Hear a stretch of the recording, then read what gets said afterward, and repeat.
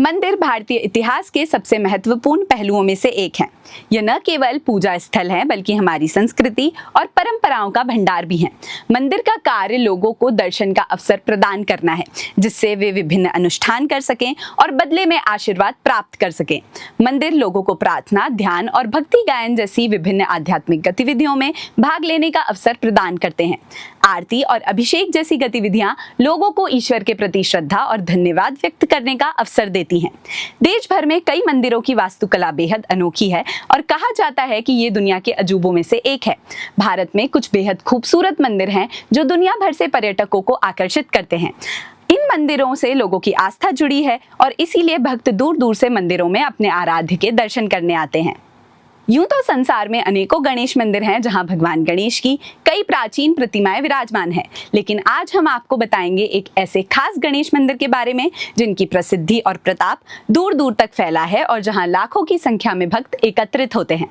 हम बात कर रहे हैं महाकाल की नगरी उज्जैन में स्थित श्री चिंतामन गणेश मंदिर की, जो शिप्रा नदी के पार शहर के दक्षिण पश्चिम में स्थित है। यह मंदिर स्वयंभू है और मंदिर में भगवान गणेश की एक नहीं बल्कि 3 रूप चिंतामन, इच्छामन और सिद्धि विनायक विराजित हैं, जो चिंताओं को दूर करते हैं, इच्छाओं की पूर्ति करते हैं और सिद्धि प्रदान करते हैं। मंदिर में गणेश जी के साथ साथ उनकी पत्नियां रिद्धि और सिद्धि भी विराजित हैं। मंदिर से कई पौराणिक कथाएं और मान्यताएं जुड़ी हुई हैं।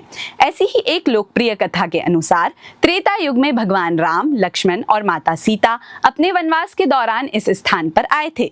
उस समय माता सीता को तेज प्यास लगी और इस क्षेत्र में पानी उपलब्ध नहीं था। प्यास बुझाने के लिए लक्ष्मण जी ने अपने धनुष की सहायता से तीर मारकर पृथ्वी से पानी निकाल दिया। इस घटना के परिणाम स्वरूप यहाँ एक बावड़ी का निर्माण हुआ, जिसे आज भी मंदिर के सामने देखा जा सकता है। यह बावड़ी भक्तों के लिए श्रद्धा और आस्था का एक महत्वपूर्ण केंद्र है, जहाँ लोग इसे पूजनीय मानकर दर्शन करते हैं। उस जल को पीकर मां जानकी ने अपना व्रत तोड़ा और इसी स्थान पर भगवान राम, माता सीता और लक्ष्मण जी ने भगवान गणेश का पूजन किया। मंदिर का वर्तमान स्वरूप महारानी अहिल्याबाई होलकर द्वारा 18वीं शताब्दी में बनाया गया था।